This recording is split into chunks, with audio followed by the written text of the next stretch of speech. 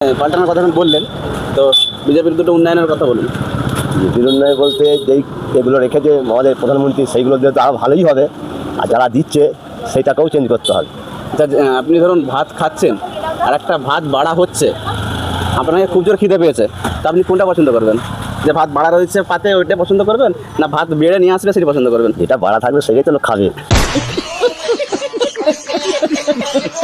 তো গাইস, দেখতে পাচ্ছ আমি আছি এখন খানাকুলেতে।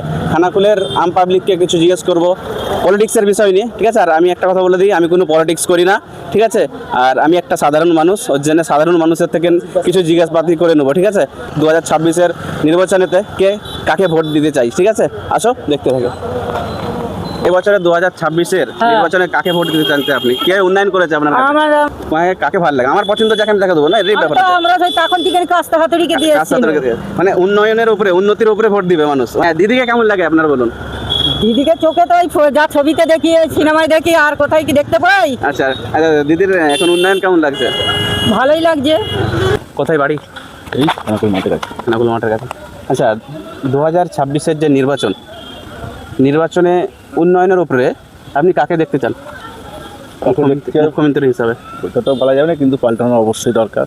পাল্টানো আমরা চাই, পরিবর্তন হোক। আপনি পরিবর্তন হোক মানে, এক হচ্ছে আপনার দিদি আছে, এক দাদা রয়েছে, আর ভাইজান রয়েছে, ঠিক আছে?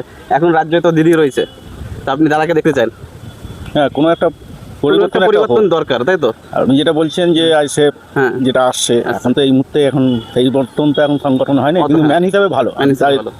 তার আমি কথাবার্তা, পরিষ্কার পরিচ্ছন্ন কথাবার্তা এবং স্পষ্ট কথা বলে, ক্লিয়ার কথা। হ্যাঁ, এখনো সেই জায়গাটা, এখনো এই জায়গা তৈরি হয় না, ঠিক আছে? এখন তো ভার্সেস টিএমসি আর হচ্ছে বিজেপির মধ্যে লড়াই, কিন্তু যাই হোক আমরা পরিবর্তন চাই, একটা পরিবর্তনের লক্ষ্য আমরা চাই। দেখা যায় না 5টা বছর আমরা কি করে। হ্যাঁ, তো আমরা দাদার সাথে কথা বললাম, দাদা তেনার বক্তব্য দিল, মূল্যবান বক্তব্য, তো ধন্যবাদ। তুমি কি কাকে দেখতে চাইছো? দাদা, আমরা দেখতে চাইছি আমাদের দিদি। জয় বাংলা। জয় বাংলা। কেন আমি মনে করি আমাদের ওয়েস্ট বেঙ্গলে 34 বছর সিপিএম রাজত্ব করার পরেও যে হিসাবে সন্ত্রাস বা দুষ্কৃতির যে ছিল, মানুষ কিন্তু ভয়ে কেউ কথা বলতে পারত। এই যে একসঙ্গে আমরা 4-5 জন, এই যে একটা পরিবেশ, এটা কিন্তু ওই সময় কিন্তু ছিল। কিন্তু এটা তখনই হয়েছে যখন আমাদের ওয়েস্ট বেঙ্গলের টিএমসি আসে, তৃণমূল কংগ্রেস আছে, তারপরেই কিন্তু এটা সম্ভব।